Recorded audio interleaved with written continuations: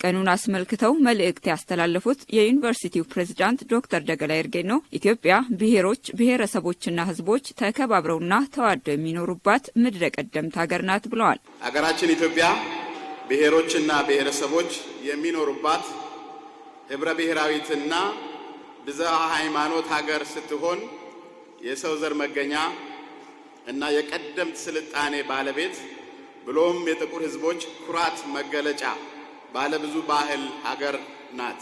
የሀገሪቱ ህዝቦች በጋራ ለ20ኛው ጊዜ ለሚያከብሩት ለደማቁ የብሔሮችና ብሔረሰቦች ህዝቦች በዓል በድጋሚ እንኳን በሰላም አደረሳችሁ። የዘንድሮውን በዓል ልዩ የሚያደርገው ታላቁ የህዳሴ ግድብ ተጠናቆ ወደ ስራ የገባበትና የወደብ ጥያቄ እንቅስቃሴ እየተደረገ ያለበት መሆኑን ገልጸዋል።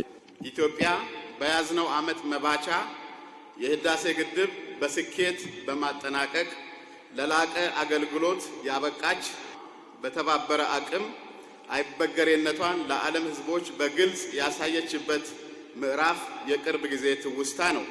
ሀገሪቱ ያጣችውን የቀይ ባህር ወደብ ባለቤትነት መብት የዓለም ሀገራት አጀንዳ ማድረግ የተቻለበት ዓመት መሆኑ የዘንድሮውን የብሔር ብሔረሰቦችና ህዝቦች ቀን በዓል አከባበር ደማቅ ያደርገዋል። ተማሪዎች የብዝሃነት መገለጫ በመሆናቸው የአንድነትን ውበት መገንዘብና ማጉላት እንዳለባቸው አሳስበዋል። በዲሞክራሲ ባህል ግንባታ ሂደት የዩኒቨርሲቲ ተማሪዎች ሚና እጅግ የጎላ ሲሆን በተለይም በሐሳብ የበላይነት የሚያምኑ ምክንያታዊነትን እንደ መርህ የሚከተሉ ዳይቨርሲቲ እድል እንጂ እርግማን እንዳልሆነ የሚገነዘቡ ወጣቶች ሲሆኑ የዚህች ሀገር ቀጣይ ልዕልና የሚወስኑ ተዋናዮች ይሆናሉ።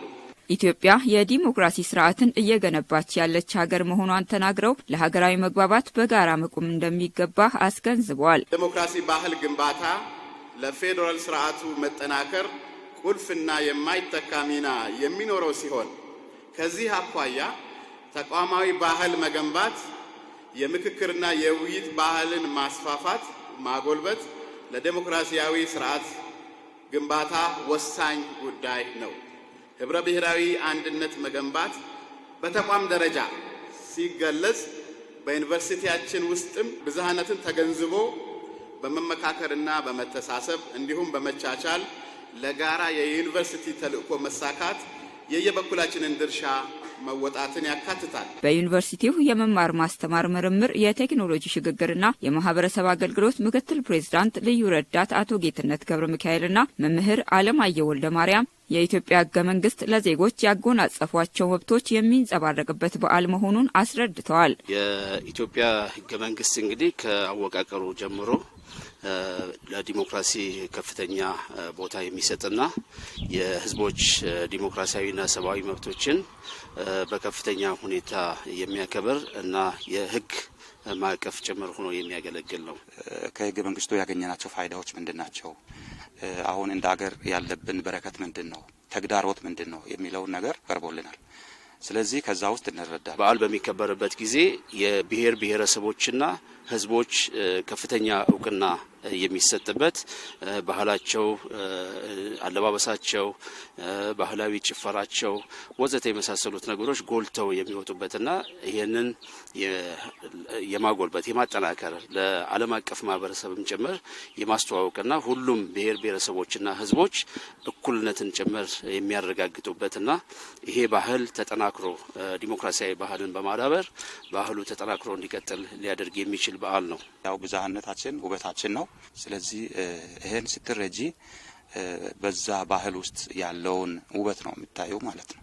ተማሪ እምነት ጽዮን ሚሊዮንና የዩኒቨርሲቲ ተማሪዎች ህብረት ፕሬዝዳንት ተማሪ ታጀቶ መለሰ በበኩላቸው ከተለያዩ አካባቢዎች ተሰባስበው በሚማሩበት ዩኒቨርሲቲ በዓሉን ማክበራቸው ፋይዳ እንዳለው ተናግረዋል። ዩኒቨርሲቲ ተማሪ ማለት ሙሉ ህዝብን ወክሎ የሙሉ ብሔር ብሔረሰብ የሚኖርበት ነውና ለቀጣዩም እድገታችንን በዚሁ ለማስቀጠል ብዙ አንድነት ላይ መስራት፣ ልዩነታችንን በመከባበር በመቻቻል አንድነታችንን ማጠንከር ነው ላለው። ብዙዎቻችን በግቢያችን ውስጥ የተለያዩ ቋንቋዎችን ያወራሉ።